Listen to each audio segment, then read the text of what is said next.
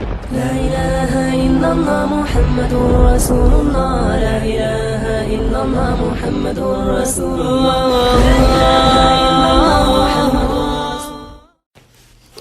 انشاءاللہ تعالی آج سے ہم جنت کی حور کے سلسلے میں کچھ درس ریکارڈ کرنا شروع کریں گے۔ اس ضمن میں جو آج پہلا درس دے رہا ہوں وہ حور کا ایک تعارفی خاکہ ہے۔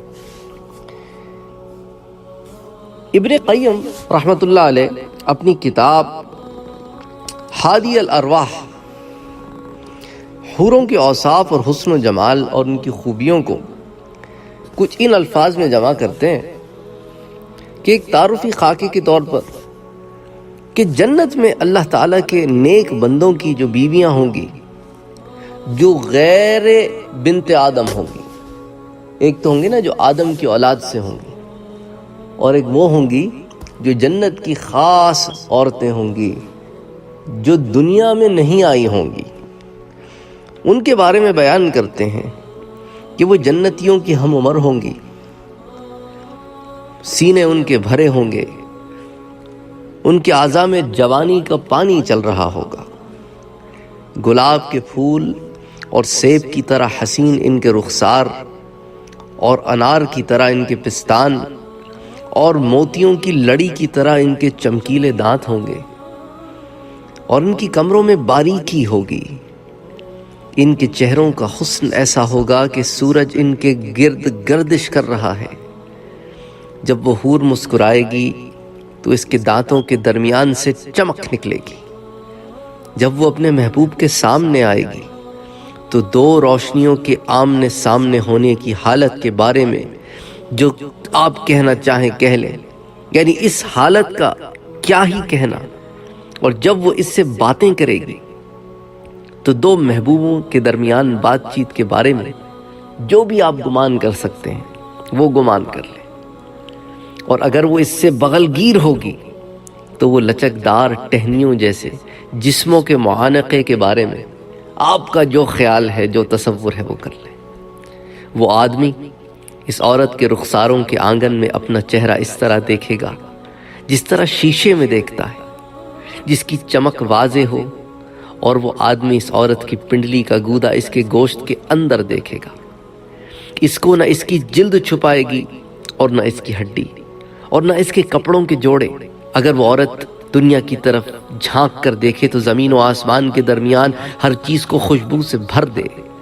اور مخلوق کی زبانیں اللہ کی تکبیر اور تسبیح پکارنے لگے، اور مشرق و مغرب کی ہر چیز جگمگا اٹھے، اور سورج کی روشنی اس طرح مان پڑ جائے جس طرح ستاروں کی روشنی سورج کے سامنے مان پڑ جاتی ہے۔ اور اس کا دوپٹہ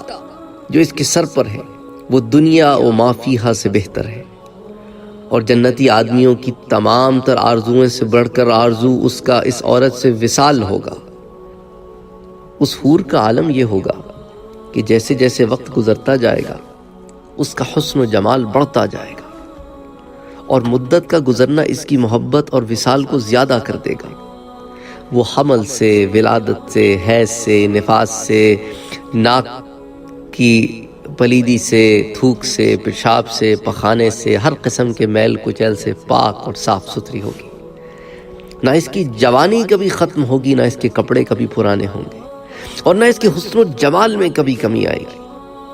اور نہ اس کے وصال کی خوشبو اکتاہٹ میں ڈالے گی۔ بے شک وہ اپنی نظر اپنے خاوند تک محدود رکھے گی، اور اس کے سوا کسی کی جانب نظر اٹھا کے نہیں دیکھے گی، اور وہ آدمی بھی اپنی نظر اس عورت تک محدود رکھے گا، کیونکہ وہ عورت اس کی آرزوؤں اور چاہت کی انتہا ہوگی۔ اگر وہ اس کو حکم دے گا تو وہ اس کی اطاعت کرے گی، اگر وہ اس سے غائب ہوگا تو اس کی عزت اور آبرو کی حفاظت کرے گی، بس وہ اس کے ساتھ انتہائی آرزوؤں اور امان میں ہوگی۔ اس کے علاوہ یہ کہ اس سے پہلے اس عورت کو نہ کسی انسان نے چھوا ہوگا اگر وہ انسانوں کے لیے ہو، یا نہ کسی جن نے چھوا ہوگا کہ اگر وہ جنات کے لیے ہو۔ جب کبھی وہ اس کی طرف دیکھے گا تو وہ اس کے دل کو خوشی سے بھر دے گی، اور جب کبھی اس سے کوئی بات کرے گا وہ انسان جس کے لیے وہ حور بنائی گئی ہے تو اس کے کانوں میں موتیوں کی لڑیاں اور بکھرے ہوئے موتی بھر دے گی، اور جب وہ ظاہر ہوگی تو محل اور بالا خانوں کو نور سے بھر دے گی۔ اگر اس کی عمر کے متعلق جاننا چاہتے ہیں تو یوں سمجھیں کہ وہ ہم عمر ہوگی اس بندے کی جس کو عطا کی جائے گی، اور شباب کی عمر کہ بالکل عروج پر ہوگی۔ اور حسن کے متعلق اللہ اکبر اللہ اکبر، سورج اور چاند کو دیکھا ہے؟ اگر تو اس کی آنکھوں کے متعلق پوچھتے ہو تو صاف سفیدی میں اور خوبصورت سیاہی میں خوبصورت حور ہوگی، ابھرے ہوئے پستانوں والی۔ اور اگر اس کی رنگت کے متعلق پوچھتے ہو تو گویا یاقوت اور مرجان جیسی ہوگی، اور اگر اس کے اچھے اخلاق کے متعلق پوچھتے ہو تو وہ اخلاق کے اعلیٰ مدارج پر ہوگی، اس کا ظاہر بھی حسین ہوگا، اس کا باطن بھی حسین ہوگا، وہ دلوں کو خوش کرنے والی اور آنکھوں کو ٹھنڈک پہنچانے والی ہوگی، اپنے خاوند کے ساتھ حسن معاشرت والی ہوگی، بہت ہنسنے والی ہوگی، ازواجی تعلقات میں نرمی کی وجہ سے پیار دلانے والی ہوگی، روحوں کو ملانے والی ہوگی، جنت کو روشن کرنے والی ہوگی۔ اور جب وہ ایک محل سے دوسرے محل کی طرف منتقل ہو تو تو پکار اٹھے گا کہ سورج اپنے آسمان میں ایک برج سے دوسرے برج میں منتقل ہو رہا ہے، اور جب وہ اپنے خاوند کے پاس حاضر ہوگی تو اس کی موجودگی کا نظارہ بیان نہیں کر سکتے۔ اللہ تعالیٰ نے دلوں کو لذت پہنچانے والی، نور بھر دینے والی، حسن و جمال کا پیکر حور اپنے ان بندوں کے لیے بنائی ہے جو متقی ہے، جو پرہیزگار ہے۔ اللہ تعالیٰ ہم سب کو اپنا بندہ بننے کی توفیق عطا فرمائے، جیسا کہ اس کا بندہ بننے کا حق ہے، وہ ہم سے راضی ہو، ہمیں اپنی جنتوں میں داخل کرے۔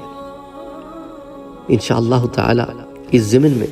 جو مزید باتیں آتی ہیں وہ پھر ہم کئی دروس کی صورت میں آپ کے سامنے پیش کریں گے۔ آج ایک تمہیدی خاکہ ہے، اس خاکے میں بہت سارے موتی پنہا ہیں۔ انشاءاللہ تعالی پھر ایک ایک بات کو تفصیل سے قرآن اور حدیث کی روشنی میں بیان کریں گے۔ وما علینا الا البلاغ۔